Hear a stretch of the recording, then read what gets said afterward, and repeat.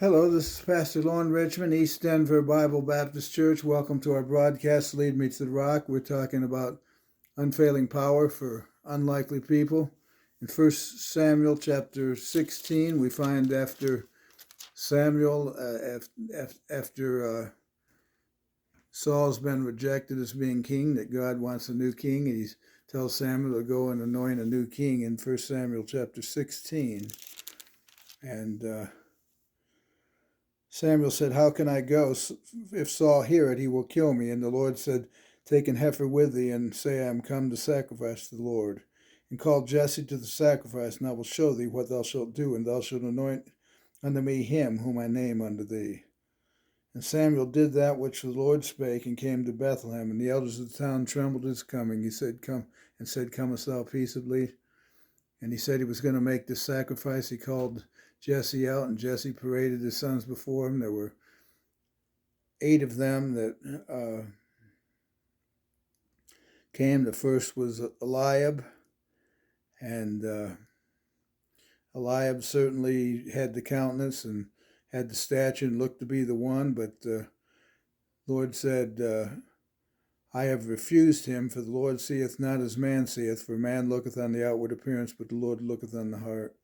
Then it was Abinadab, and then it was Shammah. And Jesse made 7 of his sons to pass before Samuel. And Samuel said unto Jesse, "The Lord hath not chosen these. Is there anybody else?" And they told him there was a shepherd out in the field who was ruddy, just a young man. And they brought him in, and sure enough, that's the one that God had Samuel anoint to be the new king. 1 Samuel chapter 17, David is to go visit his sons as they're fighting on the battlefield and see how things are going, and take them some food and check on their status. And so as he goes, he sees Goliath standing out there and defying the armies of God and challenging the Israelites, and everyone's afraid of him because of his great stature. He was a giant, and no one was able to stand before him. And David said, "I'll do it." And he was mocked and made fun of because they said, "Oh, you're just mischievous here. You just want to see what's going on." But David was willing to take a stand, and he was willing to go when no one else was. And so he told King Saul that he would do it. And at first, he was told, "There's no way you can possibly do it." But finally, he convinced him that he would. And so Saul, because he didn't have the courage himself, was willing to allow David to go. And David went out there, and as soon as Goliath saw him, he met him with disdain, and he cursed him by his gods. And David basically let him know that as the Philistine said unto David, "Am I a dog that thou comest to me with staves?" And the Philistine cursed David by his gods. And David said to the Philistine, "Thou comest to me with a sword and with a spear, with a shield, but I come to thee in the name of the Lord of hosts, the God of the armies of Israel, whom thou hast defied.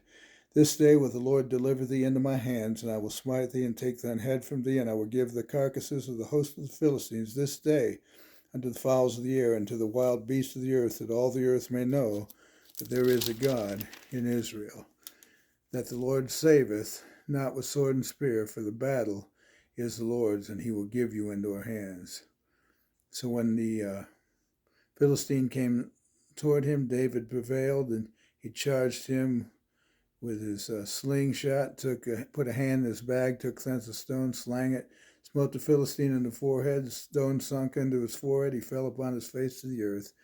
David looked around, took Goliath's sword, and cut his head off. God gave him a great victory. Here was a man, an unlikely person that had unfailing power, and God wants to do the same thing with us. He's lifted us up out of the miry clay. He's set our feet upon the rock. He's established a going. The Bible said, "You hath he quickened who were dead in trespasses and sins." Just like he used David, God wants to use you. God bless you.